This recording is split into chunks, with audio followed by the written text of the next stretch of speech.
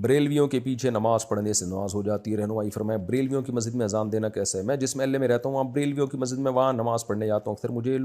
وہاں کے لوگ کہتے ہیں کہ آپ اذان پڑھیں، تو میں جواب دیتا ہوں کہ ہمارے ہاں اذان سے پہلے صلاۃ نہیں پڑھی جاتی، تو کیا میں نے ٹھیک کیا؟ رہنمائی فرمایا اذان تو بھائی کسی بھی مسجد میں دی جا سکتی ہے، باقی بریلویوں کے پیچھے نماز پڑھنا جائز ہے یا نہیں، تو مسئلہ دیوبندی بریلوی اہل حدیث کا نہیں ہے۔ جو بھی توحید پرست ہو اس کے پیچھے نماز پڑھنا جائز ہے، اور جو بھی مشرک ہو اس کے پیچھے نماز جائز نہیں ہے، چاہے وہ دیوبندی ہو، چاہے وہ اہل حدیث ہو، چاہے وہ بریلوی ہو۔ تو اب شرک کسے کہتے ہیں؟ اللہ کے سوا کسی اور کو یہ سمجھنا کہ وہ اسباب سے ہٹ کے میری مدد کر سکتا ہے، تو یہ شرک ہے۔ تو چاہے وہ دیوبندی کرے چاہے اہل حدیث کرے، بعض دیوبندی بھی ایسا کرتے ہیں کہ وہ ایسے ان کے عقیدے خراب ہو گئے ہیں کہ وہ شرکی حد تک پہنچے ہوئے ہیں، ایسے پیر و مرشد جاہل ہیں دیوبندیوں میں بھی، کہتے ہیں اپنے آپ کو دیوبندی ہیں، لیکن ان کے یہ عقیدے ہیں کہ نبی صلی اللہ علیہ وسلم جو ہے، ہم جہاں سے آپ کو پکاریں آپ ہماری جواب کا جواب دیتے ہیں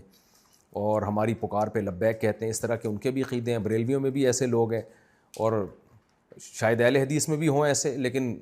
میرا خیال ہے اہل حدیث میں ذرا مشکل ہی ہے اس طرح کے لوگ ہوں، لیکن جاہل پیر جہاں بھی ہوں گے، تو کیونکہ اہل حدیثوں میں تصوف نہیں ہے تو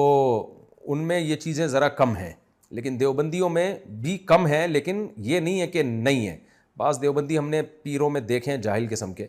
تو وہ اصل میں دیوبندی ہے ہی نہیں، لیکن لیبل ان کے ساتھ دیوبندیوں کا لگا ہوا ہے۔ اور بریلویوں میں بھی جو مستند ان کے علماء ہیں وہ اس شرک کی نفی کرتے ہیں، لیکن جو بہت ہی ایکسٹریم لیول پہ گئے ہوئے ہیں وہ یا رسول اللہ مدد اور نبی صلی اللہ علیہ وسلم کو ہر جگہ حاضر ناظر سمجھتے ہیں جسم کے ساتھ، تو یہ شرک ہے۔ تو ایسا کوئی بھی امام ہوگا اس کی اقتداء میں نماز جائز نہیں ہوگی۔ تو مسئلہ دیوبندی بریلوی اہل حدیث کا نہیں ہے، مسئلہ یہ ہے کہ صحیح العقیدہ کے پیچھے نماز ہو جاتی ہے، جو شرکی عقیدہ رکھتا ہو اس کے پیچھے نماز نہیں ہوتی۔